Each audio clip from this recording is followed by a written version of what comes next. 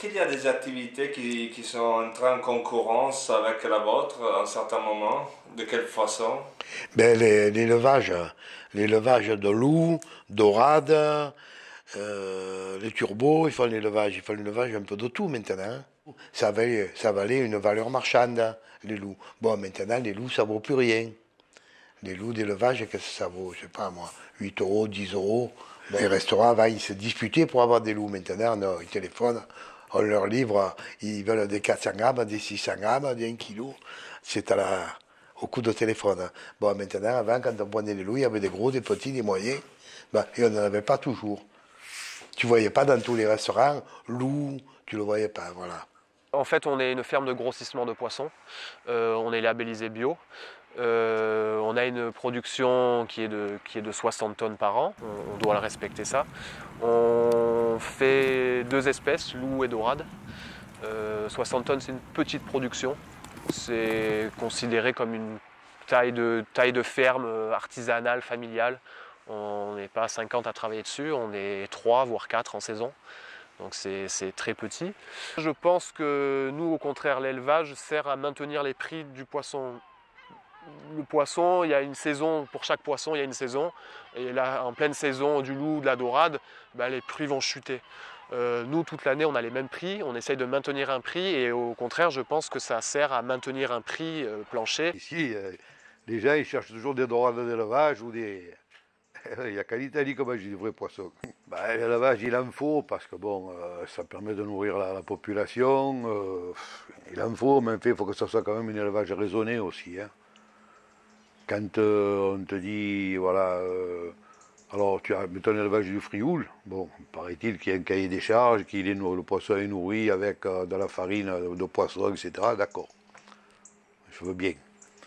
Mais quand je vois que Auchan ou tous ces grands magasins font des réclames de dorade à 4 euros ou 5 euros, ça me laisse pensif. Parce que ces dorades, c'est d'où elles viennent de Turquie.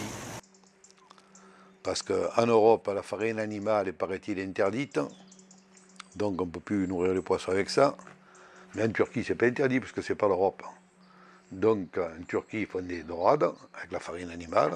Ces dorades passent en Grèce, elles deviennent européennes. Et de Grèce, ben, elles vont chez Auchan, chez un peu de partout.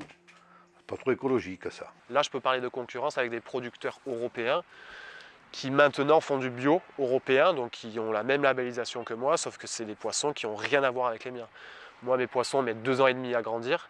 Des poissons grecs ou turcs qui sont labellisés bio comme les miens, eux vont grandir en 1 an. C'est-à-dire qu'au niveau de la qualité de la chair, ça n'a rien à voir. Nous, on met 2 ans et demi d'élevage parce qu'on a des températures moyennes à l'année qui sont de 16,5. C'est-à-dire que le poisson l'été grandit, en croissance l'été. Par contre, l'hiver, j'ai pas de croissance. Donc là, le poisson, lui, il en profite pour nager, pour avoir une chair beaucoup plus ferme qu'un poisson qui fait que grandir.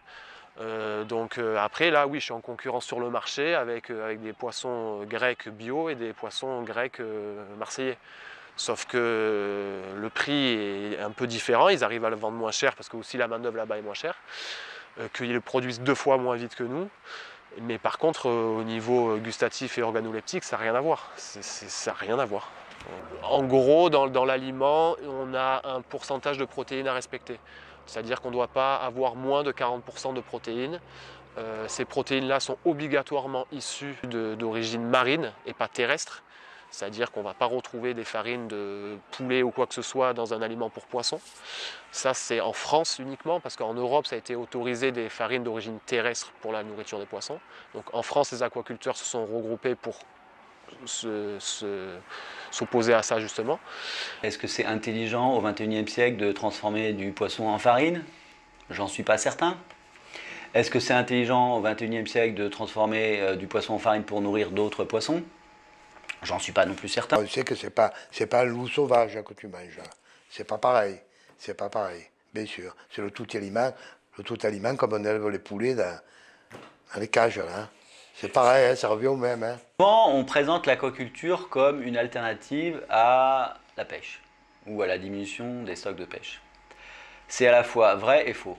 C'est vrai si on achète de la carpe du poisson herbivore qu'on va faire pousser dans des conditions correctes. Et là, oui, effectivement, on vient remplacer une ressource. Le problème, c'est que personne n'aime le poisson herbivore.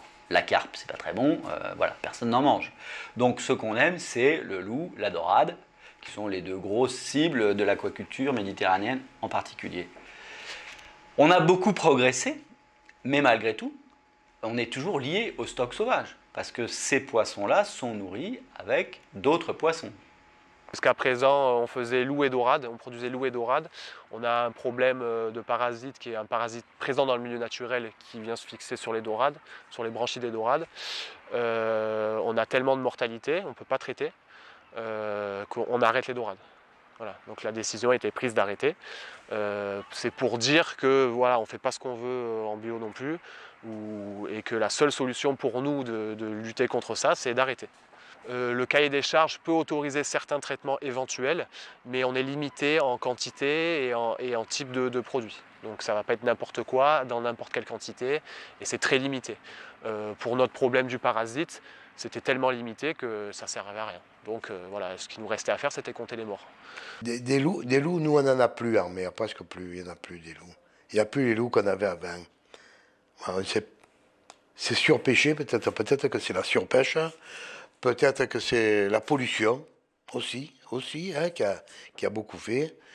Mais on n'a plus les loups qu'on avait avant, nous, dans notre secteur, l'hiver. Voilà. C'était par tonnes qui venaient.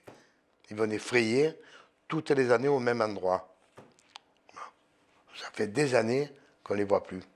Regarde les sardines, elles ne grossissent plus par rapport à la pollution, puisque la pollution, elle tue le plancton. Et les sardines se nourrissent du plancton. Donc elles ne grossissent plus, les sardines, hein, comme avant. À l'espèce, je pense que toutes les espèces sont en diminution, c'est-à-dire que voilà, il y a de la pêche, il y a de la pêche hauturière, ça peut peut-être jouer dessus. C'est sûr que si on fait rien sur les quotas, sur les pêches, tout ça, ben, ça va diminuer. Ça fait des années que ça diminue. Et c'est pas juste le loup, il y a plein d'espèces en Méditerranée qui sont en voie de diminution, quoi. Mais ouais, peut-être que dans l'environnement, il y a quelque chose qui ne va pas, mais bon, l'activité humaine joue énormément, ouais. Je pense pas que ça soit que la pêche. La pêche joue certainement un rôle, mais c'est sûr que c'est pas le petit pêcheur qui va faire du mal. On le sait très bien, c'est pas les petits pêcheurs, les petits métiers qui vont faire du mal. C'est sûr que c'est pas eux. Au contraire, eux, ils souffrent de ça, quoi. De plus en plus, il y a besoin de moins en moins de poissons pour produire 1 kg de poisson d'aquaculture. Mais ce n'est pas encore réglé parce que finalement, ce qu'on gagne aujourd'hui sur l'amélioration des ratios, on le perd sur l'accroissement de la quantité, parce que l'aquaculture produit de plus en plus. Donc quand vous diminuez le ratio de 20%, mais que vous accroissez la production de 40%, vous allez quand même continuer à prélever 20% en plus sur les stocks qui donnent ces farines, ces huiles qui servent à produire la nourriture pour les poissons. Sur le bien-être animal, on a des densités de poissons à respecter. C'est-à-dire qu'on ne va pas mettre beaucoup de poissons dans un certain volume. On est limité à 15 kg maximum de poissons par mètre cube d'élevage. Voilà, ça paraît peut-être beaucoup de mettre 15 kg de poissons dans un mètre cube. Mais dans le conventionnel, 15 kg, c'est rien, quoi. Ça peut remonter à... Techniquement, un éleveur peut faire bien plus que 15 kg au mètre cube. Voilà. C'est nourriture pour poissons, donc c'est composé pour partie. De plus en plus, il y a des protéines de soja, par exemple. Ce qui pose incidemment d'autres problèmes, parce que le soja, c'est pas forcément non plus tout à fait formidable. Donc on voit qu'on peut tomber de Caraïbes en Scylla, hein. On enlève de la protéine animale, on tombe de la protéine végétale, qui pose elle aussi des problèmes. Le reste de l'aliment, ce sont des végétaux qu'il y a dedans, obligatoirement aussi bio et sans OGM. Voilà. Ça, c'est ce qu'on a dans l'aliment des poissons. Plusieurs stocks dans le monde où les farines sont récoltées. Ça, il faudrait que tu questionnes mon fournisseur d'aliments parce que je pense qu'il a plusieurs zones en fonction de la saison, les quotas, les autorisations, tout ça, où il y a l'origine de ces farines. Derrière, lui, il y a une traçabilité qui met en place qui est plus que draconienne, mais qui est très importante. Donc lui fait des aliments avec des numéros de lot. Moi derrière, quand je donne à manger à mes poissons, je note le numéro de lot et derrière on peut remonter toute la filière. C'est-à-dire que pendant les 2 ans, moi je sais exactement ce qu'a mangé mon poisson, de quel numéro de lot il a mangé et je suis capable de demander en amont à mon fournisseur son numéro de lot, qu'est-ce qu'il y a dedans. Voilà. Donc le gros avantage de l'élevage, c'est contrôler l'alimentation du début jusqu'à la fin. À Dakar, il y avait les pêcheurs de toutes les nationalités. Il y avait les Russes, les Bretons, les Espagnols. Il y avait tous les bateaux de tous les pays qui étaient là-bas. C'était poissonneux, très poissonneux. C'est là qu'ils ont fait des usines, bien sûr. Ben, c'est-à-dire, là-bas, il y avait des gros bateaux, des bateaux en fer, des bateaux qui faisaient 50 ou 60 mètres. Hein. Ces farines, elles sont labellisées, donc c'est pas n'importe quelle farine de poisson. Ce sont des farines de poisson, de stock de poissons qui sont pas en danger, qui sont pas destinées à la consommation humaine. Donc pas de sardines, pas d'anchois, voilà. Et aussi, c'est tout ce qui est coproduit de la pêche. C'est-à-dire que un chalut, quand il rentre, si la fonte de son chalut ça ne le convient pas, au lieu de tout rejeter à la mer, et ben ça c'est gardé pour faire des farines ou des chutes d'usines de transformation de poissons. Voilà, ça c'est gardé.